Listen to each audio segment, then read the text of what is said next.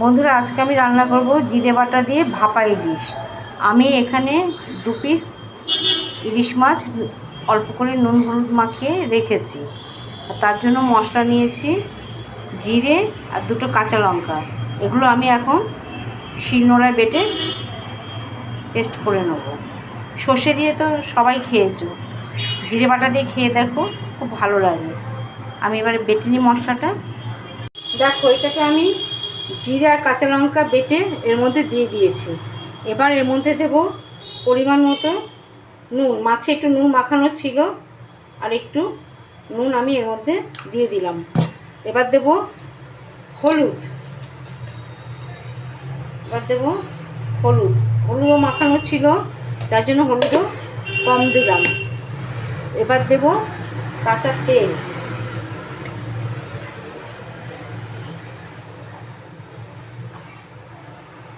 এবার এটাকে আমি ম্যারিনেট করে নেব।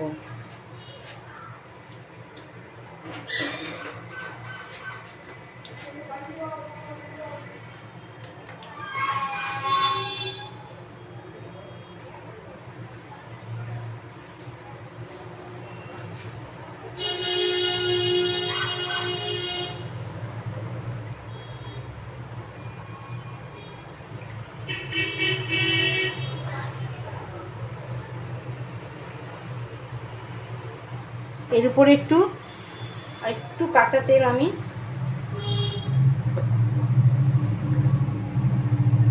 ছড়িয়ে দিলাম।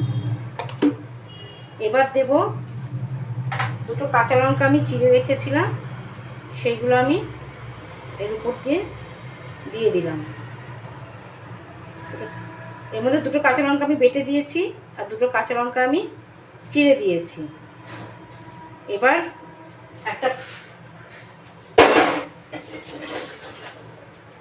একটা পাত্রে জল বসিয়ে আমি এটাকে এবার ভাপাতে দেবো। আমি একটা প্যান বসিয়ে ওর মধ্যে স্ট্যান্ড রেখে তার উপর কৌটোটা বসিয়ে দিচ্ছি। এবার এটাকে আমি ঢাকা দিয়ে দেবো। ঢাকা দিয়ে আঁচটা সিমে করে রাখবো। 15 মিনিটের জন্য আমি সিমে করে রাখলাম। এরপর আমি ফিরে আসছি। 15 মিনিট বাদে আমি ফিরে আসলাম। এবার ঢাকাটা তুলে দিলাম। এটা হয়ে গেছে।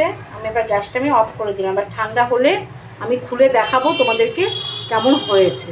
এবার কিছুক্ষণ যেন ঠান্ডা করতে দিই। এই দেখো, তৈরি হয়ে গেল আমার জিরে বাটা দিয়ে ইলিশ মাছ, ভাপা ইলিশ।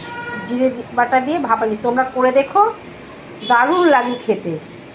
সর্ষে তো সবসময় সবার সয় না, সর্ষে বাটা বেশি খাওয়া ভালো না। আমি জিরে বাটা দিয়ে বেশি করি, সর্ষে বাটা দিয়ে কম করি।